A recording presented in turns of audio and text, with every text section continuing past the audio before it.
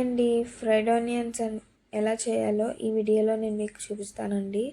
చాలామంది fried onions అంటే deep fry చేయాలి, ఆయిల్ ఎక్కువ యూజ్ చేయాలి, లేదంటే చాలా పెద్ద ప్రాసెస్ అన్నట్టు చాలామంది చేయడానికి అంతగా ఇష్టపడరు.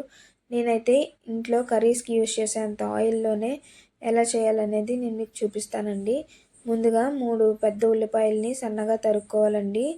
ఇలా చీలికల్లా చేసుకొని కొంచెం ఆయిల్ వేసుకొని నేనైతే ఒక స్పూన్ నెయ్యి కూడా వేసుకున్నానండి.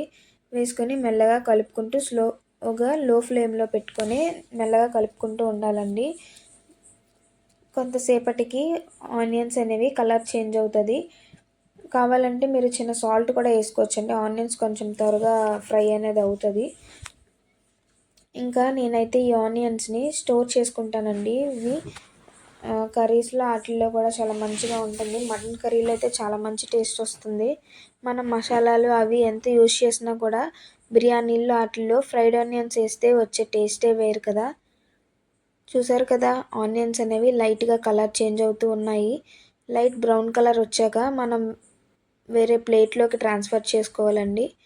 కొంచెం ఆనియన్స్ అనేవి చల్లగా అయిన తర్వాత ఏదైనా ఒక బాక్స్లో కానీ లేదా టైట్ కంటైనర్ టైప్ లాంటివి ఏవైనా వాటిల్లో వేసుకొని ఫ్రిడ్జ్లో స్టోర్ చేసుకోవడమేనండి. ఇది మ్యాక్సిమం ఒక 2-3 వీక్స్ వరకు మన ఫ్రిడ్జ్లో అయితే ఏమీ అవ్వకుండా ఫ్రెష్గా ఉంటాయండి. ఈ వీడియో కనుక మీకు నచ్చినట్లయితే లైక్ చేయండి, షేర్ చేయండి అండ్ సబ్స్క్రైబ్ చేయండి.